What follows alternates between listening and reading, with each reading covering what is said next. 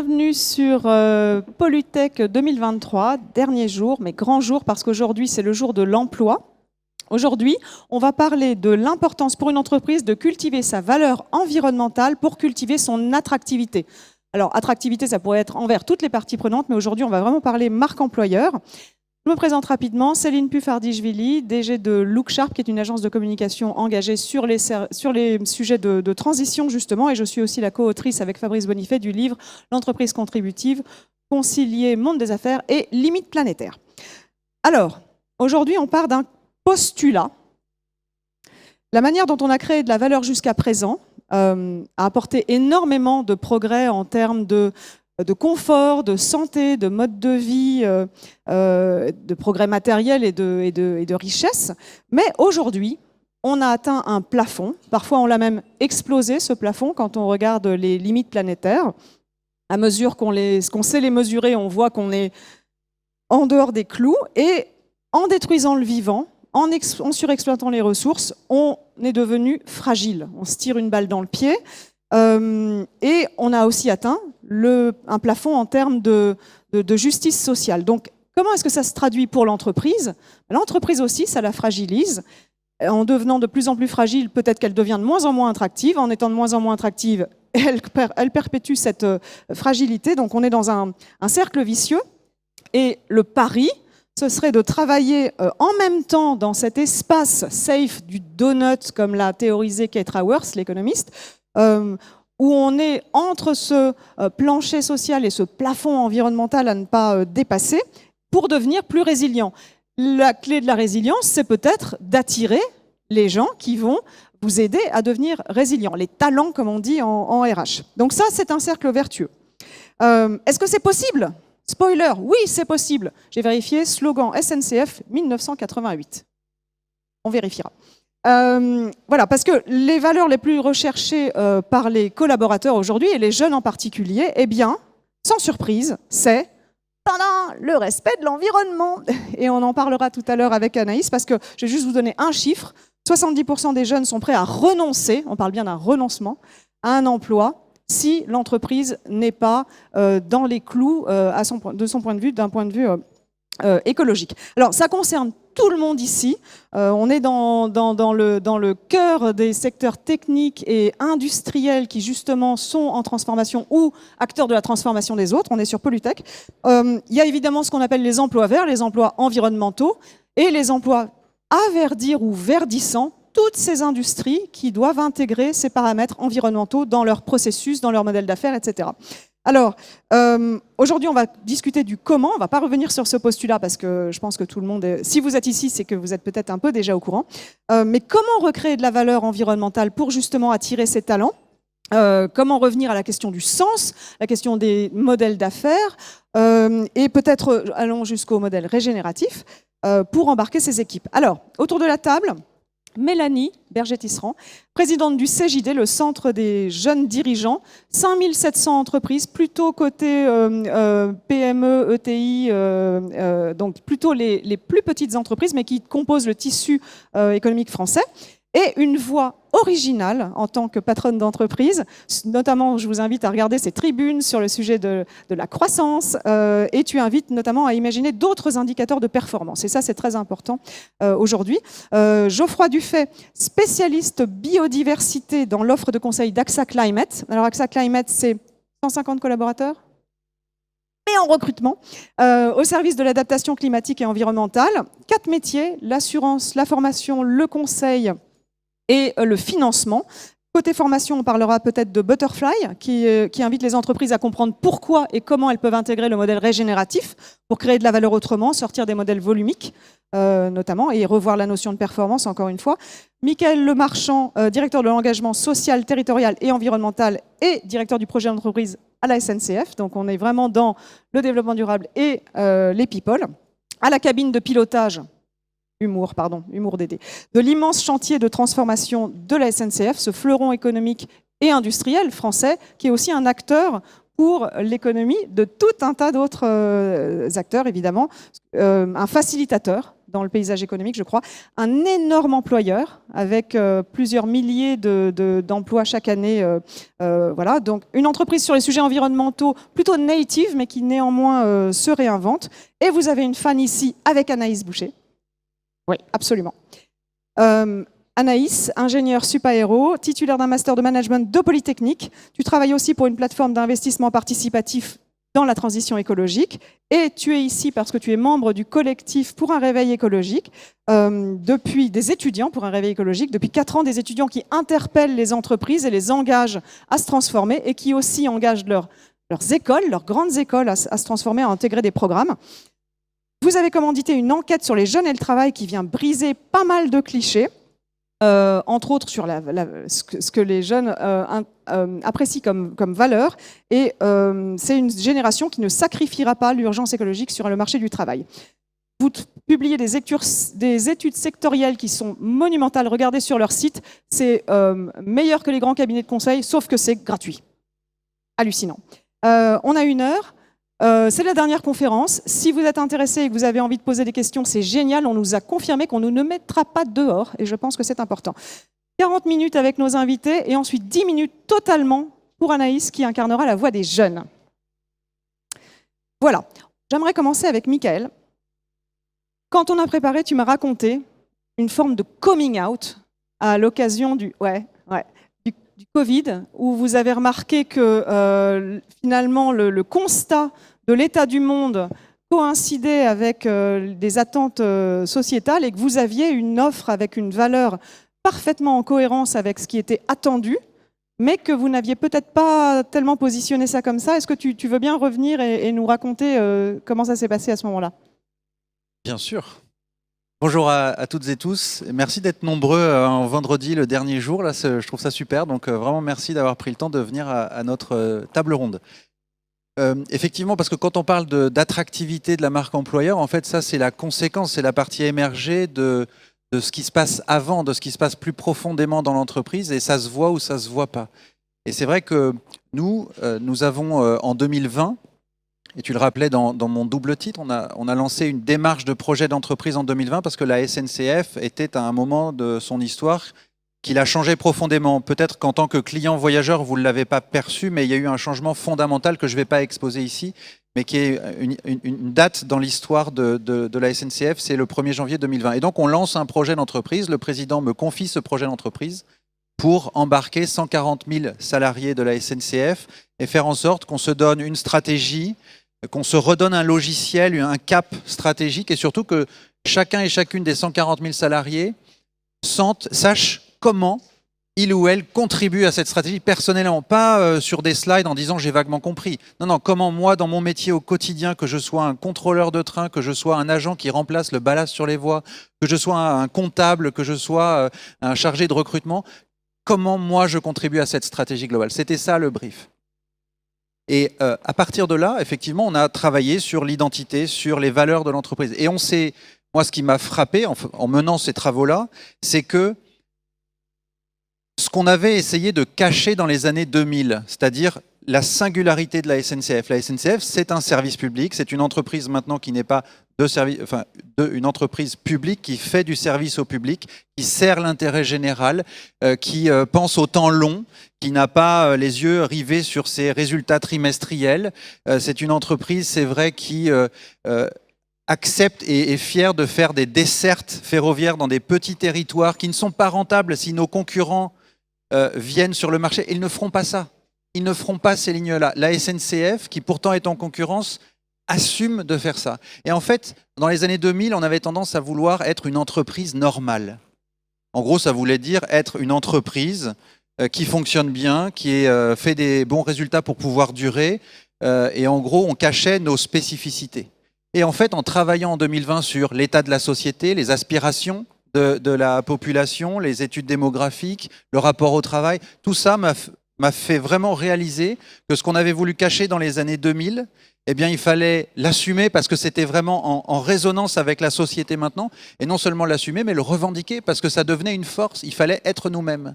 Et d'où ce projet d'entreprise qui, du coup, a décidé de mettre qu'on appelle la RSE, donc le développement durable, la responsabilité sociale d'entreprise dans toutes ses composantes. Environnementale, c'est le titre de la table ronde, mais sociale, sociétale, territoriale, économique, tout ça est intimement lié.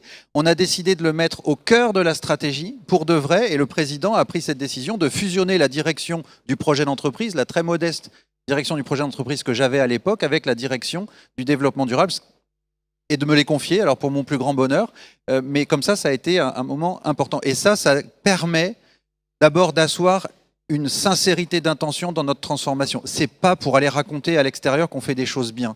On fait des choses bien, mais on fait plein de choses pas bien.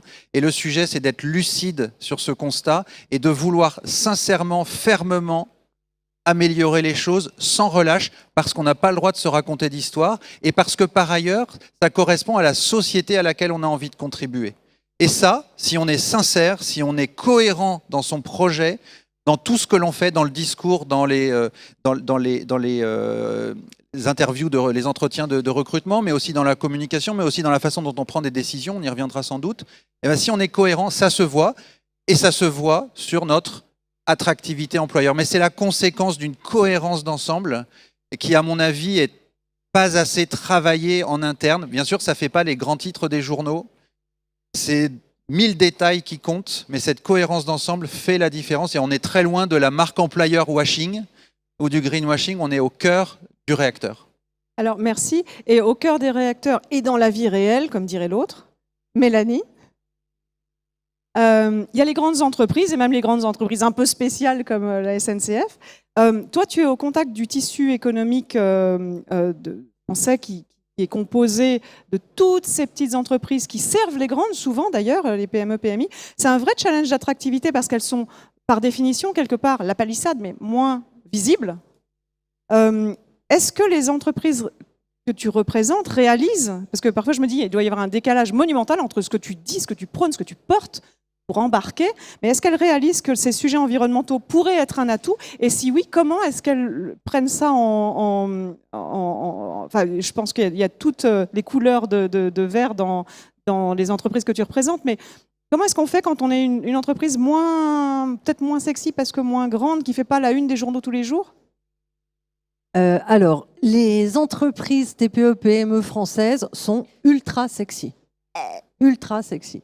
Ça, et en fait, on le voit, hein, nous. Hein, c'est-à-dire qu'au-delà même du sujet de l'environnement, il y a tout un tas de gens, alors jeunes et moins jeunes, qui ont envie de venir travailler chez nous parce que ce que l'on propose est quand même différent. Il y a une espèce d'intimité qui se joue dans les TPE, PME, qu'on peut avoir plus difficilement dans les très grandes entreprises. Donc, on a du sexy en nous, j'en suis convaincue. Alors, le sujet de l'attractivité par rapport à l'environnement est clairement un sujet qui a été identifié, nous, dans notre réseau. Et c'est pas le seul. Et on en parlera un peu plus tard, mais moi, dans mon équipe, c'est un bon exemple. J'ai pas mal de jeunes. D'ailleurs, je crois que la moyenne d'âge de mon équipe, ça doit être 32 ans. Sachant que je plombe largement la moyenne d'âge, donc ils sont plutôt jeunes. Eh bien, ce que je constate, c'est que on parle de 70% des jeunes. De quels jeunes parle-t-on? Et en fait, c'est une vraie question parce que sur une année, déjà même sur une année, on est dans un changement profond de la société. Et donc, entre un jeune né en 2008 et un jeune né en 2009, j'exagère un peu, il peut y avoir déjà des prises de conscience qui sont hyper différentes. Anaïs le commentera. De quel jeune parle-t-on? Absolument. Je ne veux pas te spoiler alors. Non, mais c'est vrai. Et c'est assez dingue. Et en fait, moi, je le vois, hein, c'est que j'ai des apprentis qui ont 19-20 ans et qui ne sont pas forcément dans la même logique que ceux qui ont 25 ans. Et pourtant, pas grand-chose les sépare. Donc, nous, effectivement, on le voit bien qu'il y a cet enjeu environnemental qui est là, mais il ne doit pas être là uniquement pour des problèmes d'attractivité. Il doit vraiment... Entre autres. Voilà. Non, mais c'est vrai, je ne l'ai pas précisé, mais c'est pas pour l'attractivité. Il se trouve que ça contribue à un cercle vertueux, mais bien sûr, il y a la loi, la compétitivité, enfin, il y a des tas d'autres raisons pour lesquelles s'y mettre, en plus de la conviction. Oui, tout à fait. Et donc, oui, cette notion d'environnement est importante, mais un concept, enfin un sujet extrêmement lié, d'ailleurs même indissociable, qui est le bien-être. C'est-à-dire qu'on ne va pas pouvoir se dire, OK, on met toute notre énergie sur comment on va devenir une entreprise extraordinairement verte du point de vue de l'environnement, donc écologique uniquement, et à côté de ça, on va demander des efforts colossaux à nos équipes, à bosser comme des fous pour des salaires minables. Donc en fait, ce lien-là, il est fondamental. Et c'est un lien qu'au CJD, on fait depuis très très longtemps, puisque on parle, nous, de mettre l'économie, c'est une de nos raisons d'agir, mettre l'économie au service de l'homme avec un grand H, dont on aimerait bien qu'il aille plus largement sur les sujets du vivant, donc mettre l'économie au service du vivant. Merci Mélanie. Alors Geoffroy, est-ce que les entreprises ont un début de prise de conscience de la limite du monde fini et que les problèmes environnementaux, économiques, sociaux, tout est lié. Vous faites de la formation pour aider les entreprises à chausser d'autres lunettes. Alors j'imagine que déjà quand elles viennent vous voir, c'est qu'elles ont compris un petit truc. Voilà, donc agir de façon systémique pour sortir de ce modèle volumique et s'inspirer du vivant. Quels sont les retours? Quel est le potentiel de ce modèle pour peut-être changer les façons de faire, tout simplement, de produire, de consommer, de vivre? Bonjour à tous. Oui, effectivement, peut-être pour revenir sur la formation chez AXA Climate. AXA Climate, c'est une entité du groupe AXA qui historiquement travaillait sur les problématiques d'assurance liées aux catastrophes climatiques. Donc les enjeux liés au réchauffement climatique et les changements de fréquence et de sévérité des catastrophes, ça avait vraiment été au cœur de nos modèles d'analyse. Et on s'est vraiment rendu compte que beaucoup de nos clients en fait, ne comprenaient pas les phénomènes liés au changement climatique. Et donc, on s'est dit que toute cette expertise qui avait été bâtie par les souscripteurs et par les actuaires, il fallait la rendre accessible au grand public. Et donc, c'est de là qu'est née l'activité de formation chez AXA Climate. Et cette idée, c'était de dire, en fait, il faut former massivement les collaborateurs à la science et pour comprendre, en fait, pourquoi on est actuellement dans une crise environnementale majeure. Ça a été vraiment la première brique de la formation. Et ça a vraiment été un accélérateur pour nous, tant en termes d'attractivité, puisqu'on a réussi à ouvrir un monde qui n'était pas si attractif que ça, qui était le monde de l'assurance sur les phénomènes. Vous voulez pas le dire, c'est toi qui l'as dit. Hein. Sur les phénomènes climatiques, ça reste quand même un monde assez niche hein, dans le monde de l'assurance. Et ça a vraiment ouvert des nouveaux profils, enfin ça a ouvert la boîte à des nouveaux profils et qui ont vraiment enrichi l'expérience qu'on pouvait apporter à nos clients ou à nos partenaires. Donc ça a été la première brique, la brique de formation sur les sujets liés au réchauffement climatique. Et on a vraiment eu des très bons retours avec une demande d'essayer de muscler vraiment ce contenu et d'étendre au sujet de biodiversité, au sujet d'économie circulaire, de traitement de l'eau, parce que les grandes entreprises avec lesquelles on travaillait nous disaient vraiment, en fait, pour pouvoir faire bouger nos produits, pour pouvoir faire bouger la manière dont on travaille avec l'extérieur, en fait, la première étape, c'est quand même de faire changer les consciences au sein de l'entreprise. Et nous, ça a vraiment été un deuxième angle en fait, de travail, c'était de voir est-ce qu'on peut partager le chemin qu'on est en train de vivre chez AXA Climate, et on en découvre toujours plus chaque jour, aux autres entreprises, désormais aussi aux municipalités, avec l'ouverture de la formation vers les municipalités et les acteurs publics, vers aussi les particuliers, puisque chaque particulier qui demande d'avoir accès à nos contenus, on leur donne accès à ces contenus-là. L'idée, ça a été de massifier cette prise de conscience qui nous est arrivée vraiment de manière très cartésienne par les chiffres, les modèles ne tenaient plus, donc il fallait vraiment penser à changer les modèles d'affaires. Mais pour changer ces modèles d'affaires, il fallait passer par les collaborateurs. D'où ce travail sur vraiment la prise de conscience. Et la deuxième partie de ta question, ça a été vraiment après sur le sujet des modèles d'affaires, sur comment est-ce qu'on peut essayer aussi de partager cette idée de il faut changer les modèles au-delà de la prise de conscience. Est-ce que tu peux aussi, pardon, pendant que tu réponds à cette question, réexpliciter ce que c'est que le régénératif pour ceux qui en auraient une idée parcellaire ou peut-être pas d'idée du tout? Exactement, parfait. Et en fait, ça, c'était vraiment une fois qu'on tirait un petit peu la pelote des sujets environnementaux sur changement climatique, perte de biodiversité, etc. La conclusion, ça a été, en fait, on a un problème de modèle d'affaires, même si on essaye de réduire notre négatif. Il faut que je tienne plus haut, pardon. Effectivement, on a eu des consignes en plus.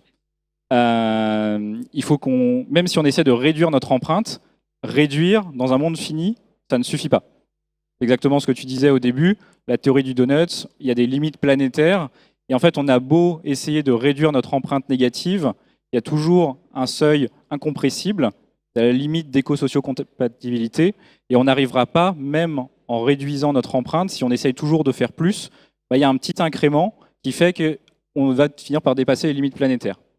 Et donc ça, il fallait essayer de porter ce message et de dire, si on veut aller au-delà de ce sujet de réduction de notre empreinte, il faut aller vers de la régénération, donc la création d'impacts positifs. Et la question, elle est encore ouverte, on n'a pas du tout la solution à ça.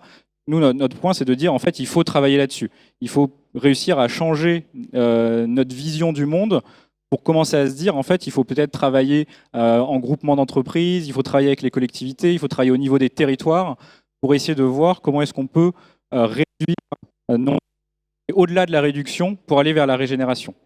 Et chez AXA Climate, pour donner la définition du régénératif, chez nous, on considère qu'il y a deux volets.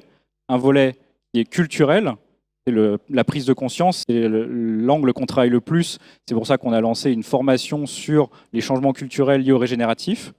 Et il y a un deuxième pan qui est vraiment le changement des modèles d'affaires. Et là, c'est comment sortir de la croissance volumique pour essayer non pas de tout abandonner et de se dire il faut arrêter, il faut détruire le monde économique, mais juste réfléchir à quelle est la valeur qu'on veut créer. Il y a peut-être d'autres valeurs que uniquement une valeur monétaire qui est portée par la croissance. Alors là, on va passer à la partie les mains dans le cambouis, parce que si on fait tous le constat qu'on ne peut plus faire autrement et que la société attend d'autres choses, alors pour l'emploi, ça c'est un volet, mais la société globalement attend autre chose. Comment on fait pour passer d'un état à l'autre? Comment on passe de « on a toujours fait comme ça » à « ah oui, au fait, j'avais peut-être raison hier, mais aujourd'hui j'ai tort ». Et ça c'est très difficile, on le voit chez nos leaders politiques et économiques. L'aveu de devoir revoir ces profondes croyances, notamment quand on a étudié ça et qu'on l'a vécu en entreprise. Donc, en pratique, il y a quand même des freins.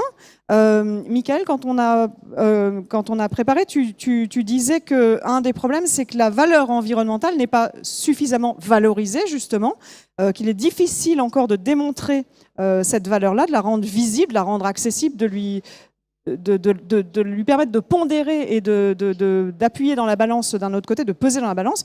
Et tu parlais de la nécessité de changer les règles du jeu pour changer les modèles d'affaires. Est-ce que tu veux revenir là-dessus? Oui, parce que changer les règles du jeu, parce qu'il n'y a que comme ça qu'on changera le système. C'est difficile. Tu parles des difficultés à passer à l'action et à engager cette transition-là. Pour plein de raisons. Enfin, ce dont on parle là, c'est sans doute le défi le plus grand que l'humanité ait eu à traiter quand même. Enfin, faut quand même réaliser que tout ça est d'une complexité absolue. Déjà pour réaliser ce qui se passe, voir où ça peut aller et faire quelque chose de désirable, et puis surtout en plus planifier la transition et planifier tous ensemble, parce qu'on sait que tout ça, ça se fait avec tout le monde, mais que tout le monde ne va pas à la même vitesse, tout le monde n'a pas la même envie, tout le monde n'a pas les mêmes besoins, bref. Donc tout ça est très compliqué. Et les raisons de ne pas faire existent encore, de bonne ou mauvaise foi, mais ça existe encore. Donc franchement, et je pense très sincèrement que l'étape zéro pour engager cette transition, c'est pour ça que je le fais devant vous aujourd'hui, et on le fait en interne, et je le fais en externe, c'est regarder avec lucidité et dire que c'est difficile, que c'est extrêmement difficile. Et on sait aujourd'hui que les dirigeants, quels qu'ils soient, économiques, mais politiques aussi, n'aiment pas se planter devant leurs équipes, la population, pour dire vous savez quoi, c'est super difficile et vous savez quoi, j'ai pas toutes les solutions. Ça, c'est pas dans le logiciel de qui que ce soit, de nos sociétés, on va dire dites modernes, si ça a un sens. Bon, donc, mais ça commence comme ça parce que sinon, alors on essaye d'adapter le diagnostic du problème aux solutions qu'on a déjà en place. Possible, activable tout de suite. Alors ça, c'est le syndrome du lampadaire. On cherche les clés sous la lumière, mais en fait, c'est là-bas qu'on les a perdues. Mais... Donc si on change le diagnostic, qu'on altère le diagnostic, on le sursimplifie au motif qu'on n'a pas toutes les solutions au vrai diagnostic, on est mal barré. Donc première responsabilité des entreprises, des dirigeants, des organisations, c'est d'assumer le diagnostic et de le partager, même si on n'a pas les solutions. Ça, c'est la première chose. Parce que ça, c'est une des difficultés. Après, il faut... La question de la valeur environnementale, non, je pense que c'est très documenté, au contraire. Et la valeur Encore environnementale... faut-il aller voir les documents, on est d'accord. La valeur environnementale, il y a des générations de thésards en économie qui ont fait des tests sur les externalités positives, négatives. Tout ça est extrêmement documenté. Il y a des ABAC, il y a des valeurs tutélaires de la sécurité environnementale, la sécurité routière, etc., de la pollution. Tout ça est hyper documenté. Sauf que, c'est hyper documenté, mais tous les jours, les entreprises et les dirigeants dans les entreprises ou les dirigeants politiques prennent des décisions rationnelles économiquement sur la base de chiffres. Et ça, on ne peut pas leur en vouloir. C'est quand même le métier que de prendre une décision sur la base de bilans. Et ces bilans économiques ne prennent pas en compte la valeur environnementale, tout comme la valeur sociale. Ça ne le prend pas en compte. Et donc, on ne compte pas ce qui compte. Si on ne compte pas ce qui compte, il ne faut pas s'étonner que les décisions qu'on prend, mais avec bonne foi, on a envie de faire bien, on a envie de faire mieux, mais on ne peut pas raisonnablement, économiquement, rationnellement prendre des décisions autrement. On peut faire bien sûr un peu mieux, je ne dis pas que c'est impossible, on peut faire avec les règles du jeu, on peut faire. Mais ce n'est pas comme ça qu'on sera à la hauteur de l'enjeu. Donc il faut changer les règles du jeu. Qu'est-ce qu'on fait typiquement à la SNCF là-dessus, très concrètement, parce qu'on n'attend pas que les règles comptables changent. On fait des choses, encore une fois, nous on se l'applique, mais pour de vrai, en cohérence avec ce que je disais tout à l'heure. Par exemple, on a décidé, je prends l'exemple du carbone. Alors le développement durable ne se limite pas à l'environnement et l'environnement pas que au carbone. Mais le carbone, c'est quand même un sujet très avancé. On donne une valeur à la tonne carbone, une valeur monétaire, une valeur financière. Et comment on s'en sert ? On s'en sert pour éclairer nos dossiers d'investissement en interne, mais on s'en sert, et là c'est ça le plus important finalement, pour choisir nos fournisseurs. Parce que l'on sait que nos fournisseurs, ils sont comme nous. Ils ont peut-être très probablement envie de décarboner, mais ils savent que s'ils décarbonent au moyen d'investissement dans une nouvelle usine, un nouveau procédé, un nouveau dispositif, et que ça renchérit leurs coûts et qu'ils perdent le contrat, tout le monde a tout perdu en fait. Et donc ils ne le font pas. Nous, SNCF, parce qu'on est un donneur d'ordre important, on pèse à peu près 15 milliards d'euros d'achats par an, en fonction de comment on achète, à qui on achète, le signal qu'on envoie peut changer un peu la face du monde. C'est notre responsabilité.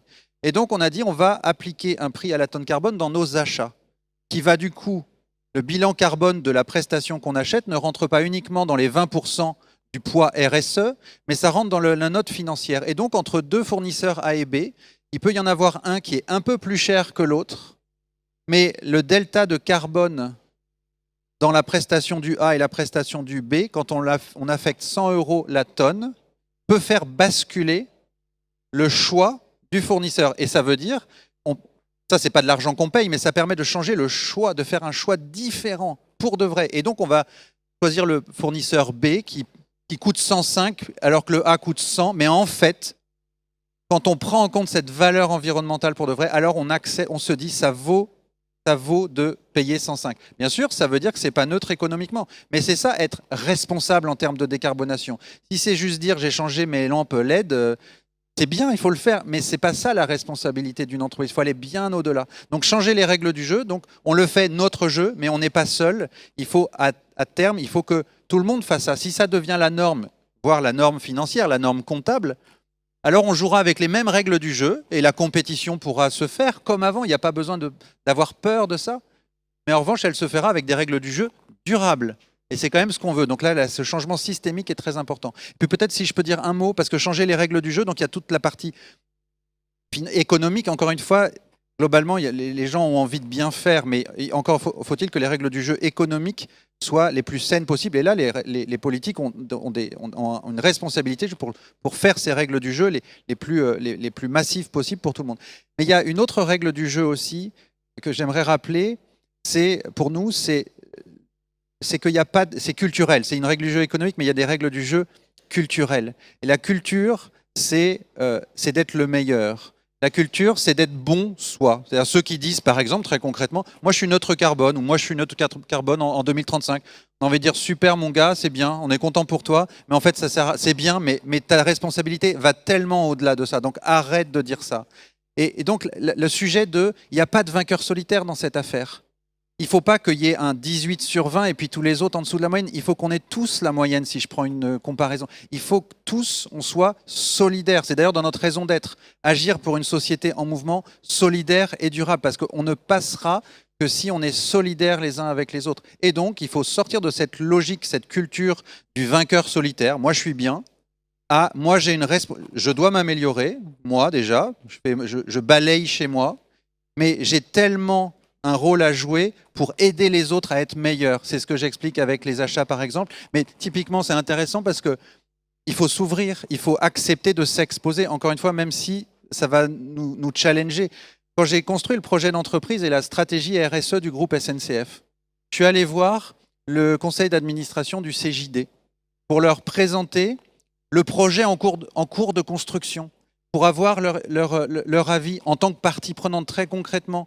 Parce qu'on sait que SNCF, c'est, j'ai dit, beaucoup d'achats, c'est plus de 30 000 fournisseurs, c'est essentiellement parmi les 30 000 fournisseurs des ETI, des PME, des TPE, qui d'ailleurs ont du mal à s'attaquer au mammouth SNCF pour être référencés, pour entrer. Nous, on veut abaisser ces barrières-là pour que le tissu socio-économique, industriel des territoires, et qui sont essentiellement des PME, TPE, ETI, puissent accéder à ça. Donc on est allé le présenter. Et puis de la même façon, on travaille pour un réveil écologique parce qu'on a besoin de comprendre la société dans laquelle on a envie de contribuer. Et ensuite, on donne une chance aux autres parce qu'on révèle nos interdépendances. Et ça, c'est changer une règle du jeu culturelle. Mais c'est très important de rentrer là-dedans si on veut accélérer le changement. Et merci de le souligner parce que je pense que tu as raison. C'est pas que que ce soit une réalité écologique meilleure dans une entreprise qui va faire qu'on a envie d'y travailler, c'est aussi cette culture qui fait tout le plaisir ou la souffrance qu'on a d'y travailler et d'avoir une raison d'aller au boulot tous les matins qui te prenne au tripes parce que tu as envie de participer à ça et d'infuser comme tu l'expliquais.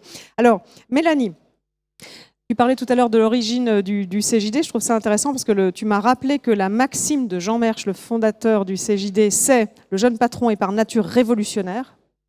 Mais est-ce que ce n'est pas de plus en plus difficile d'être révolutionnaire quand les règles du jeu sont figées et quand on est une entreprise de taille moyenne ou petite, où on a peut-être moins les moyens de faire du lobbying positif, quelque part, pour changer les règles du jeu, pour qu'elles deviennent plus vertueuses. Notamment aujourd'hui, il y a des règles du jeu financières et comptables qui sont en train de discuter au niveau européen. Comment est-ce que vous pouvez peser là-dessus pour qu'on puisse à nouveau être révolutionnaire dans le bon sens quand on est une plus petite entreprise ? On va pas se mentir, c'est pas facile, hein. Voilà. On n'est pas là pour se mentir. Non, c'est pas facile, d'autant que j'aime beaucoup ce que je viens d'entendre, hein. C'est franchement, c'est un vrai plaisir d'entendre ce genre de discours.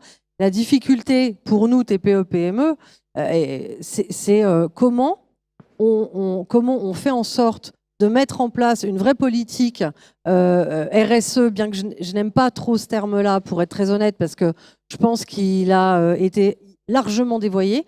Mais en tout cas, on se comprend sur le terme. Comment on va dire RSE façon SNCF, quoi. Oui, ça peut être un nouveau terme.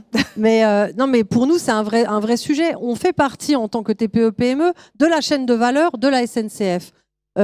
Comment on met en œuvre des vrais outils parce que ça coûte cher, quoi. Il y a un enjeu financier qui est colossal. Et quand on a des très grandes entreprises qui génèrent des profits mirobolants, ces profits-là qui sont soit redistribués aux actionnaires, soit utilisés pour continuer des projets climaticides, pour moi, là, il y a un sujet. C'est-à-dire que l'argent existe, l'argent est là, Et nous, le tissu économique de la France, on a besoin de ce pognon-là pour pouvoir aller vers du bilan carbone. Un bilan carbone, ça coûte cher. Alors, encore une fois, moi, je suis pas là, je veux pas pleurer, mais je suis expert comptable et je le vois bien. J'ai été formée au bilan carbone. C'est quand même assez compliqué. Et mes clients, ils s'en foutent, quoi. En fait, ils n'ont pas de fric à mettre là-dedans parce que c'est difficile, parce que il faut recruter, parce que il faut assurer l'augmentation des matières premières, l'augmentation du coût de l'énergie basée sur une loi qui n'a absolument aucun sens. Donc en fait, nous, on se débat là comme des beaux diables. Alors on peut bien essayer d'être révolutionnaire, mais en vrai, être un révolutionnaire mort, il sert à rien, quoi. Et là, vraiment, la question, elle est là. Et là, on est en danger. Nos TPE, PME françaises sont en danger. Et ça, parce que quand on parle des projets européens, moi, je veux bien en parler de ces projets européens sur la CSRD. C'est un vrai sujet. Ça va concerner 50 000 entreprises en Europe. Toutes les plus grosses entreprises. Parfait.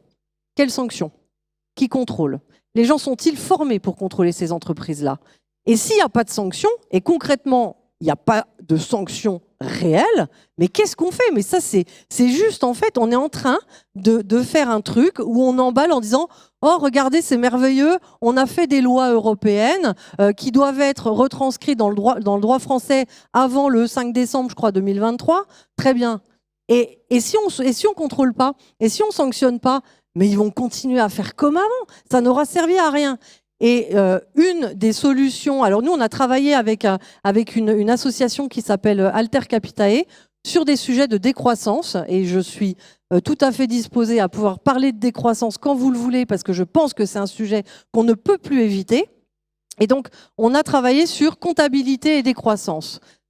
Et une des propositions qu'on a fait, c'est taxer toutes les entreprises qui ne produisent pas leur bilan carbone alors qu'ils en ont l'obligation, 50% de leur résultat net. Dissuasif, hein. Et puis nous, ce fric-là, je peux vous assurer qu'on saura quoi en faire. Donc, mais il faut qu'il y ait, à un moment donné, il faut qu'on se donne les moyens aussi de faire une vraie transition, une vraie bifurcation. Et je veux bien juste parler très rapidement, non pas forcément de décroissance, encore que, mais du changement de paradigme. Quand on parle de changement de paradigme, on peut continuer à se dire il faut changer les règles du jeu. Oui, il faut changer les règles du jeu. Mais il faut vraiment aussi repenser notre façon d'être au monde. Si on continue à penser que nous pouvons demain circuler autant qu'aujourd'hui, faire autant de distance qu'aujourd'hui avec de l'énergie verte, mais en fait, on se plante parce que déjà, techniquement, on n'a pas les moyens de le faire. Donc, parlons de la réalité, quoi. Si on parle de biomasse, etc., et d'énergie complètement verte, pour faire tourner tous les avions de France, on n'a pas assez de la surface de la France pour les faire tourner. En enlevant donc toute la bouffe, toute la partie habitation, etc. On parle des arbitrages, voilà, pour l'eau, on pour comprend les bien terres, que c'est pour tout. juste pas possible. Et donc, qu'est-ce qu'on a envie, nous? Comment on a envie d'exister sur cette planète Terre, quoi? Et ça va être ça le vrai sujet. Parce que tant qu'on ne se posera pas les vraies questions, on va pouvoir continuer à se dire, on essaye au maximum, et c'est bien, hein, je dis pas, bien évidemment qu'il faut le faire, mais je crois que la révolution, elle est là aussi. Arrêtons de foutre notre fric dans des projets qui n'ont aucun sens aujourd'hui.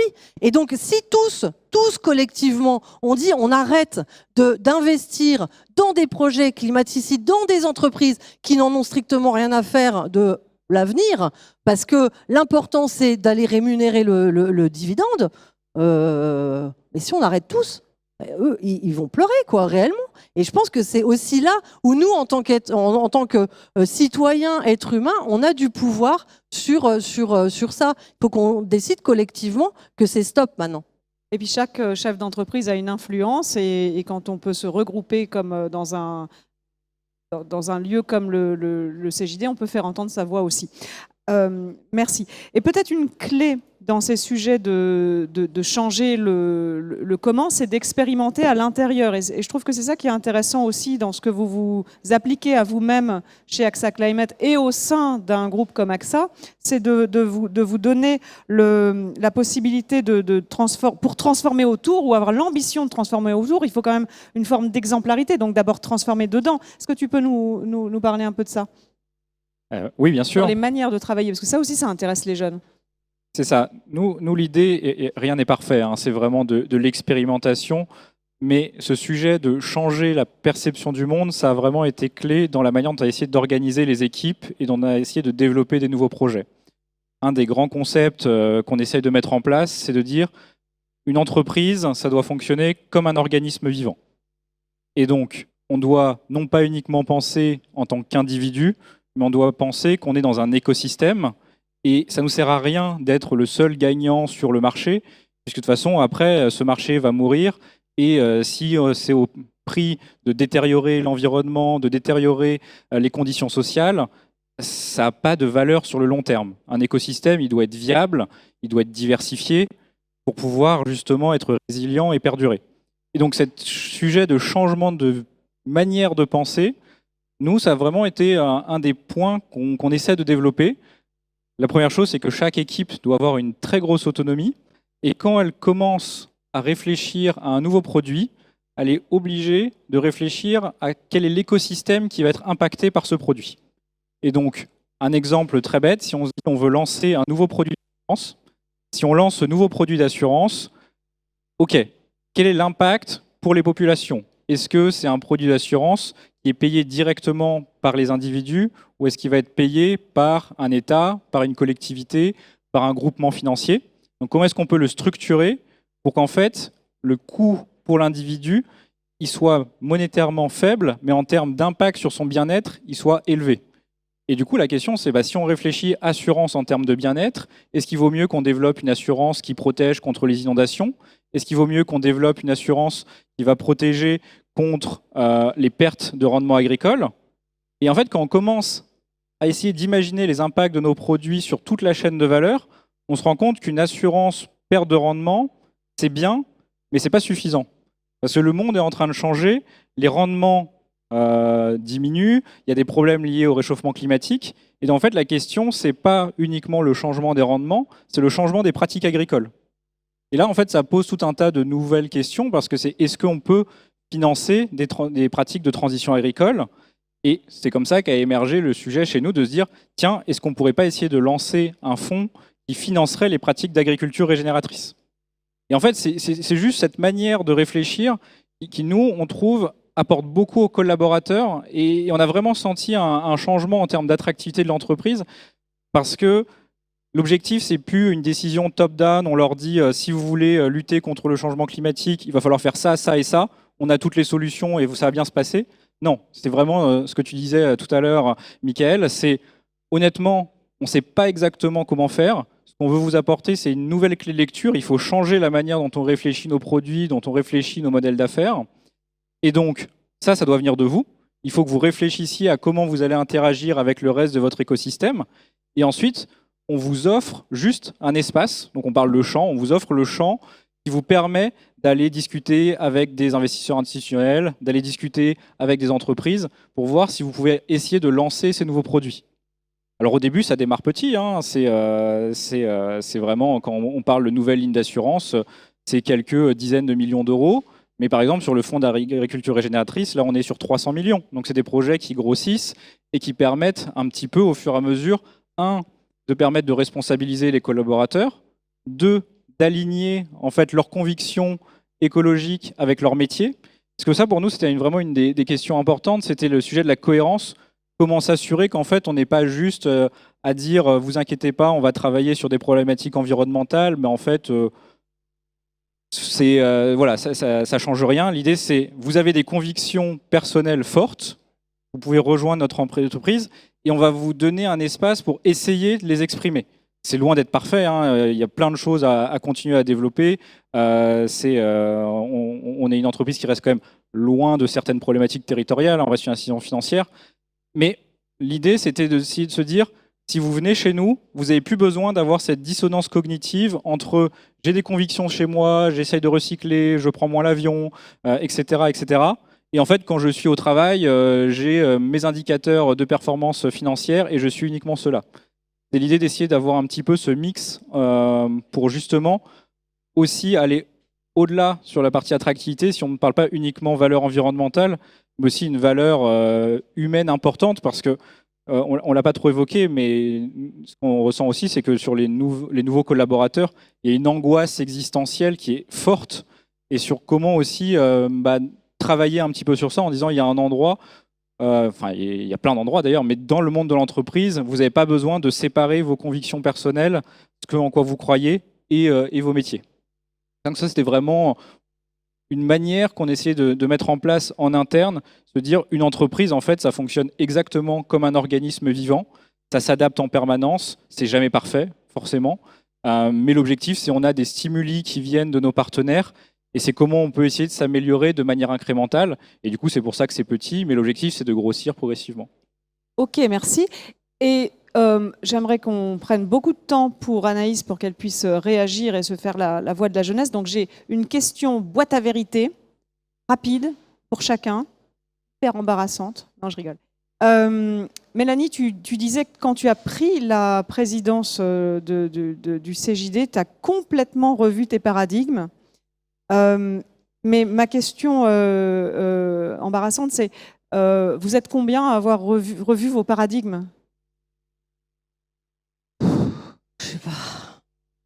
Ah, je sais pas. Non, je sais pas. Oui, non, mais il y a du boulot. Mais en fait, quand je regarde moi le chemin que j'ai fait, je pense que le chemin est quand même vachement long. Au moment où je suis élue à la tête du CJD, honnêtement, j'ai conscience vaguement qu'il y a un truc qui est en train de se passer, mais j'ai pas bien compris quoi vraiment. Et donc j'ai commencé à lire des bouquins parce que je sentais quand même que le sujet, il fallait pas que je passe à côté. Et honnêtement, Matrix, hein, pilule bleue, puis pilule rouge, hein, mais réellement. Mais ça prend du temps de comprendre dans quel monde on vit. Donc j'ai lu beaucoup de livres. J'ai écouté beaucoup de podcasts, j'ai regardé beaucoup de vidéos, etc. pour pouvoir vraiment comprendre. Et donc, quand on voit le travail qui est le chemin à parcourir pour pleinement changer son regard sur le monde, ça prend du temps. Et puis, donc nous, on fait ce qu'on peut, évidemment, au CJD. C'est vraiment c'est le sujet dont on parle le plus. Et on a la chance d'avoir des présidents de région qui sont ultra investis aussi sur ce sujet-là et qui diffusent auprès de toutes les sections de France. Donc, pour que vraiment ça rentre dans les mentalités, dans les esprits, de dire, OK, là, il faut qu'on fasse quelque chose. Mais c'est encore super long partout. Sauf qu'on n'a plus le temps. Et c'est parfois je me réveille un peu à 4h30 du matin en mode mais comment on va faire en fait ? Comment on va faire ? C'est ultra angoissant et parce qu'on va pas assez vite. Et je pense qu'il y a aussi un moment une volonté politique forte qui devra être portée parce que ça va aider à ce que les choses elles bougent quoi. Et à clarifier et pas être en double langage permanent. Une question pour toi, Mickaël, à la SNCF, tu me disais que vous recrutez beaucoup, vous avez cette vision très très forte et très ancrée, mais concrètement, il y a souvent peut-être une idée reçue qui est que ces sujets environnementaux et cette conscience de collaborateurs, elle est dans une certaine catégorie de collaborateurs. Est-ce que tu peux confirmer ou infirmer et nous dire comment ça se passe chez vous concrètement sur cette conscience écologique et ce moteur que vous sentez chez vos collaborateurs ? Alors, je confirme que ça se dit. Certains disent que c'est une histoire c'est un luxe de riche en fait de se poser ces questions-là et d'écolo bobo. Pour le coup, j'infirme totalement parce qu'il n'y a qu'à voir ce qui se passe, c'est totalement faux. C'est totalement faux dans la société. L'absentéisme a fait x2 en 10 ans en France. La question du rapport au travail, du sens au travail, des reconversions totales, c'est pas que les cadres. Il n'y a qu'à voir en fait. Donc le fait d'entendre dire ça par des dirigeants, en fait, ça révèle plein de choses pour moi. C'est intéressant parce que ça veut dire des choses, donc il faut le comprendre. D'abord, c'est hyper condescendant vis-à-vis de ceux qui auraient le luxe de se poser la question de quel est le sens de leur vie, pas que de leur travail, du sens du temps qu'ils passent ou pas avec telle ou telle personne à faire telle ou telle fonction. En fait, c'est hyper condescendant. Je trouve que déjà, ça, c'est pas une bonne représentation du monde. Mais je pense que ça veut dire aussi autre chose. Ça veut dire que ils ne savent pas comment faire et ils trouvent un alibi. Parce que fondamentalement, il n'y a pas... Tous ceux qui disent ça ne sont pas condescendants aussi. Je ne leur ferai pas ce procès d'intention. C'est juste qu'ils ne sont pas à l'aise et ils trouvent une sorte d'alibi pour ne pas faire en disant « Non, mais il y a la fin du mois, etc. » Ce qui montre une troisième chose pour moi, c'est que c'est ce réflexe d'opposer. C'est-à-dire, on va faire ça parce que déjà c'est difficile, on va faire ça et puis tout ça, on verra ça après. En fait, c'est pas comme ça qu'il faut le voir. Justement, si on veut changer le système, changer les règles pour que tout le monde bouge, il faut considérer tout ça dans son ensemble parce qu'il y a des interactions entre tout ça. Et très concrètement, à la SNCF, on a monté depuis 2 ans maintenant, on fait ce qu'on appelle les journées solidaires environnement, très concrètement, sous forme de mécénat de compétences courte durée. C'est un exemple pour illustrer ta question. Mécénat de compétences courte durée qui est proposé aux 140 000 salariés jusqu'à d'ailleurs 10 jours par an. Alors on ne fait pas 10 jours en moyenne, on fait 1 à 2 jours. Mais depuis 2 ans, on fait les journées solidaires environnement avec nos associations. Il y a plus d'une centaine d'associations partenaires partout sur le territoire qui sont engagées dans les territoires pour l'environnement. Et on propose à nos salariés de passer une journée en équipe ou seul, s'ils veulent, enfin seul, il y a dans un groupe, mais pas forcément en équipe, pour aller travailler au sein de cette association et découvrir. Ce n'est pas les cadres qui y vont. Il y a des cadres, mais il y a beaucoup d'agents. Il y a beaucoup d'agents. Et en fait, c'est là qu'on voit très concrètement une envie d'engagement très concret, indépendamment de leur métier. Il y a des conducteurs, il y a des agents de voirie, peu importe. En fait, il y a de tout. Il suffit de regarder les chiffres. Et ça, c'est génial parce que, donc on en a 1000 quand même. Hein. Là, on vient de passer 3 journées, on a fait 3 journées solidaires environnement au choix. Il y a eu 1000 personnes, dont beaucoup d'agents d'exécution et de maîtrise, donc pas des cadres, qui y sont allés et qui reviennent enchantés. Et ça, c'est hyper important parce que ça permet de développer une chose qui nous tient à cœur et on a un programme qui est salarié citoyen. C'est permettre à nos salariés d'exprimer leur volonté d'engagement citoyen. Et l'entreprise, l'employeur, pour parler d'attractivité, on en parlait tout à l'heure, c'est pas juste une relation d'employeur-salarié, tu fais ton boulot, tu as ton salaire et puis c'est tout. Non, on a une responsabilité et on doit, nous, être une plateforme, un vecteur, un catalyseur d'engagement et donc leur permettre, s'ils le veulent, ce n'est pas obligatoire, mais d'exprimer leur volonté d'engagement citoyen. Et je pense que c'est aussi comme ça qu'on change les choses. Merci d'avoir démonté cette idée reçue. Très rapidement, Geoffroy, je vais peut-être être cash, mais moi qu'un profil comme le tien, sciences, finance, qui a travaillé sur les risques, qui est passé par la haute administration, oui monsieur, enfin, que tu viennes infuser dans le régénératif, moi ça me donne un espoir de dingue. Je ne veux pas te demander pourquoi tu es venu là. Peut-être que tu étais lassé de la haute administration, je ne te demanderai pas de commenter. Mais qu'est-ce qui, toi, te donne l'espoir? Pour moi, très rapidement, je pense que ce qui vraiment m'a motivé, notamment chez AXA Climate, et ce qui me motive aussi pour parler des sujets régénératifs, c'est qu'en fait, on a tous des portes d'entrée extrêmement différentes sur ces sujets-là. Il faut une paire de lunettes pour comprendre les problématiques environnementales et sociales, et elles sont différentes pour chacun d'entre nous. Moi, vraiment, j'y suis arrivé par les chiffres, les modèles de risque sur le GIEC, sur la détérioration de la biodiversité, il y avait un vrai problème. Et ça a été un déclencheur pour essayer de travailler sur ces sujets-là. Mais ce qui me motive vraiment, c'est qu'en fait, quand on travaille sur la formation Butterfly, sur les modèles régénératifs, en fait, il y a un vrai sujet de aussi toucher au cœur les gens. Donc, une alliance entre la tête, le cœur, des expériences aussi au niveau du corps, avec des reconnexions avec la nature.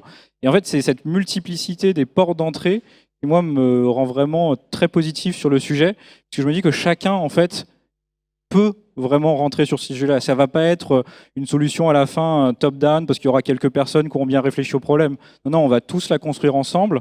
Et le vrai sujet pour se lancer, c'est qu'en fait, il faut trouver cette petite clé qui parle à chacun. Parce que c'est vraiment juste un modèle de pensée qui est très ancré en nous, qu'on a depuis la naissance. Et donc, c'est trouver cette petite clé qui fait qu'on commence à voir le monde autrement. Merci. Et enfin, merci beaucoup pour ta patience, mais peut-être que tu as plein de choses à redonner. Et on nous a confirmé qu'il n'y avait pas de limite à cette conférence. Donc que tous ceux qui ont un train changent de train. Alors déjà, merci beaucoup pour l'invitation, Céline, et merci pour vos 3 discours qui en font en fait plaidoyer commun, je trouve. Il n'y a pas de débat là, on est d'accord. C'est plutôt une discussion. Et déjà, je dois dire que c'est un exercice très difficile là, pour moi d'essayer de construire un discours et un résumé en direct.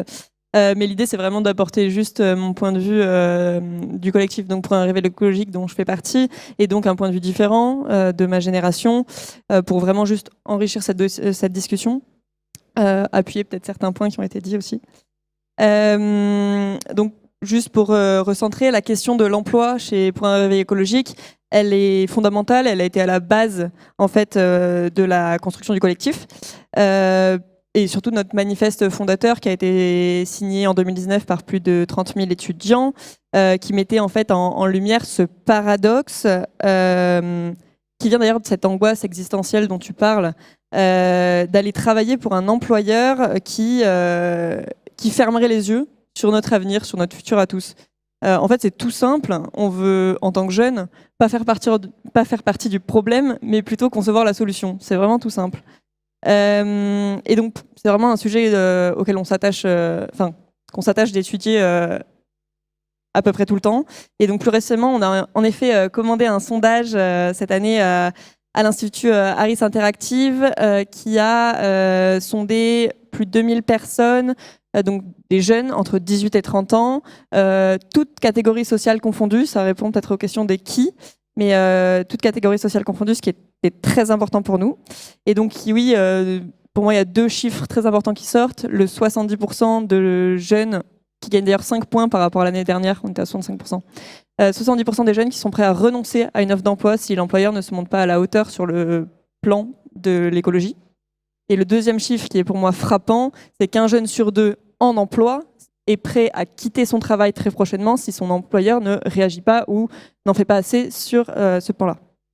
Il y a aussi un petit point que je voulais ajouter après ce que tu as dit au tout début, c'est sur les TPE-PME qui sont sexy. En effet, c'est un point qu'on ne met pas forcément en avant, qu'on n'a jamais mis dans les communiqués de presse, mais il y a une question dans le sondage qui est sur à qui faites-vous confiance pour résoudre la transition, pour être actif, être proactif dans la transition écologique et résoudre nos problèmes, nos enjeux actuels.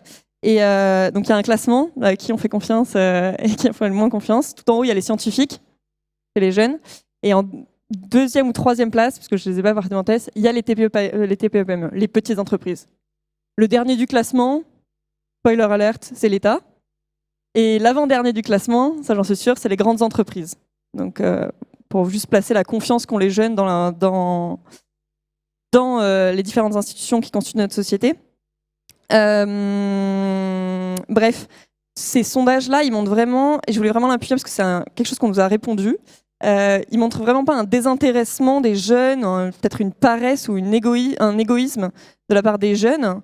C'est vraiment juste les attentes de notre génération, le fait que nos employeurs, en fait, concilient leurs objectifs avec les nôtres, avec ceux de toute une société, en fait, pour résoudre cette incohérence qui serait d'aller travailler pour quelqu'un qui fermerait les yeux sur notre société, sur notre futur. Plus précisément et plus concrètement, c'est ça que je voulais apporter, c'est comment. Donc, comment on va, en tant qu'employeur, montrer sa valeur à des jeunes, comment on va résoudre... il ne faut vraiment pas le voir comme un conflit entre des générations et des jeunes et des entreprises qui ne voudraient pas bouger, mais bien comment on va comment on va recréer du lien, comment on va revaloriser certains secteurs qui vont être nécessaires. Donc oui, il y a les limites planétaires, je ne vais pas revenir là-dessus, d'aller sélectionner vraiment les produits et services qui sont utiles à notre société, qui ont un sens en fait dans un monde en contraction. Plus précisément, chez Pour un rêve écologique, on a identifié 16 chantiers pour l'emploi de demain. Donc il y a un site d'ailleurs pour l'emploi de demain. Et je voulais vous présenter mes 2 préférés. Donc c'est 16 chantiers qu'on identifie comme prioritaires pour la transition écologique. Je vais vous présenter mes 2 préférés. qui font écho en tant qu'ingénieur de formation peut-être. D'abord, il y a le report ferroviaire, et je trouvais que c'était un bon sujet à aborder aujourd'hui. Mais excusez, la SNCF, vous êtes au cœur du réacteur, mais vraiment, je voulais mettre une emphase là-dessus, au sens large. La SNCF est un acteur, mais tellement, tellement important pour ce chantier qui est le report ferroviaire, si bien qu'on n'arrive presque pas à vous trouver d'équivalent à proposer aux jeunes. Donc c'est vraiment, vous êtes au cœur du réacteur, il va falloir de la sincérité et de la lucidité comme tu le disais, mais il va aussi falloir un peu aller combattre cette image, et cette triste image, et pour moi c'est vraiment fondamental, d'un immobilisme du siècle passé, d'un certain potentiellement retard par rapport à l'enjeu qu'a le ferroviaire dans notre société, enfin la place que devrait prendre le ferroviaire dans notre société, et aller le revaloriser auprès des jeunes. Pour moi c'est inconcevable. Alors, je viens de l'industrie aéronautique, j'ai fait super-héros. C'est inconcevable, je ne comprends pas pourquoi les constructeurs de trains, Alstom, n'est pas considéré, n'est pas mis en lumière, ne brille pas autant qu'un Airbus, que les compagnies aériennes, on fait des choses, d'un point de vue ingénieur, on fait des choses, mais aussi innovantes et lumineuses sur le transport ferroviaire que ce qu'on fait dans l'aviation. Je ne conçois encore pas pourquoi c'est pas aussi valorisé. Donc il y a vraiment un point là-dessus dans des chantiers comme ça. Deuxième chantier, mon deuxième préféré, un petit coup encore sur mon côté ingénieur peut-être, c'est la transformation industrielle.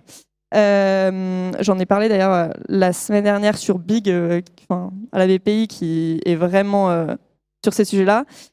L'industrie, c'est aussi un très bon exemple pour comprendre un peu tous les autres secteurs. En tant que jeune, le secteur de l'industrie, on l'a toujours connu en déclin. Ça fait 50 ans que l'industrie en France, c'est en déclin. Elle occupe plus la moitié de la part du PIB qu'elle occupait il y a 50 ans. Et pourtant, c'est un secteur dont il ne faut vraiment pas minimiser l'importance. En 2021, je crois que c'est la première année où on a eu plus de sites industriels ouverts en France que de sites fermés. C'est la première année depuis 20 ans. Où on a significativement ouvert plus de sites que ce qu'on en a fermé. Il y a une politique de réindustrialisation très forte de la part de l'État. Et puis, du point de vue écologique, c'est encore, malgré tout, 1/5 de nos émissions territoriales, l'industrie. Bref, c'est un vrai secteur à remettre en lumière, puisque même dans un contexte de réduction de la consommation d'un monde en contraction, il va nous falloir des matériaux, du verre, du béton, du ciment, de l'acier, pour construire les infrastructures de la transition. Donc aujourd'hui, on a des secteurs comme ça, pour résumer, l'industrie, le report ferroviaire, etc., qui sont vraiment pas valorisés à leur juste valeur. Et c'est pour moi un des plus gros points qui fait que l'emploi des jeunes aujourd'hui, qu'on assiste à cette confrontation de jeunes et d'entreprises. En fait, si on arrive à réconcilier ces entreprises qui ont un rôle à jouer dans la transition pour répondre à ces jeunes qui en ont besoin, on aurait résolu vraiment beaucoup de problèmes, et on aurait même moins à se soucier des entreprises qui sont dans le négatif, puisqu'on aurait réconcilié cet accord sociétal en fait. Donc c'est un vrai défi aujourd'hui pour vous, employeurs, grandes entreprises surtout, mais d'aller réconcilier vos objectifs avec celles de cette génération qui, comme tu le disais, ne sacrifiera pas l'urgence écologique sur le marché du travail. Et enfin, je voulais finir juste sur un point qui est vraiment très souvent oublié que je mentionne pas très souvent, honnêtement. C'est un peu l'angle mort des stratégies d'entreprise. C'est les activités qui doivent décroître. C'est assez difficile d'en parler. On parle souvent des projets positifs pour l'environnement. On parle même dans les grandes entreprises qui sont celles qui ont un impact négatif très fort. En fait, on va parler, quand on leur parle, de qu'est-ce que vous faites pour l'environnement. Mais on ne parle jamais, ou très rarement, de leurs activités existantes qui vont devoir décroître. Dans le monde des transports, comme ça je continue là-dessus, il y a plus de 11 000 stations-service en France, j'ai pris les chiffres hier soir, 120 000 entreprises qui ont une activité d'entretien et de réparation de véhicules particuliers. Qu'est-ce qu'on va faire de ces entreprises qui sont portées par une société, par un tissu économique sociétal, si on transforme les modes de consommation, si on questionne le fait d'avoir une voiture particulière, encore plus thermique?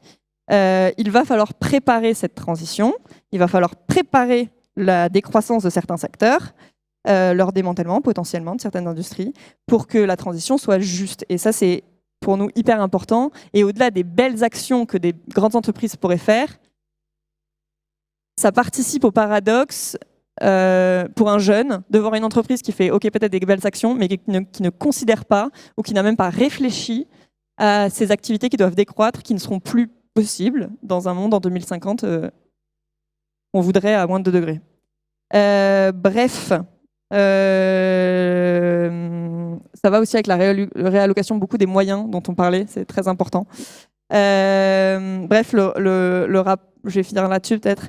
Le rapport des jeunes à leur emploi, c'est vraiment très simplement le rapport d'une génération à son futur, au futur même de toute une société.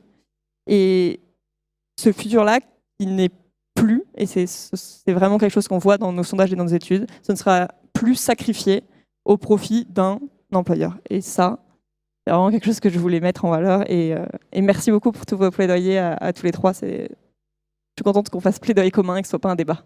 Merci. On fait clairement plaidoyer commun. Et ce que j'aimerais personnellement pour conclure, c'est vous inviter à aller regarder les rapports sur le site de Pour un réveil écologique, à lire le livre de Léa Falco, qui a été aussi une des voix pour un réveil écologique. Vous pouvez aussi lire le livre de Salomé Saké, Sois jeune et tais-toi, parce que justement, elle déconstruit dans une enquête les clichés liés aux jeunes. Et je pense que vous répondez complètement sur ces sujets-là. Oui, les jeunes ont envie de travailler, mais non pas pour justement se tirer encore des balles dans le pied quant à leur futur.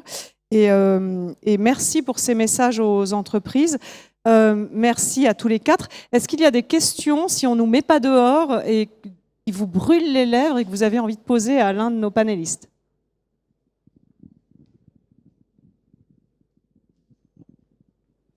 J'espère que je n'ai pas été trop long, que je n'avais pas de chrono. Bonjour, merci. Hubert Serret, créateur d'entreprise. J'ai créé 450 emplois en France. Je suis ce que vous appellerez un vieux boomer. Donc, ça fait longtemps que moi je m'intéresse au problème depuis 2005.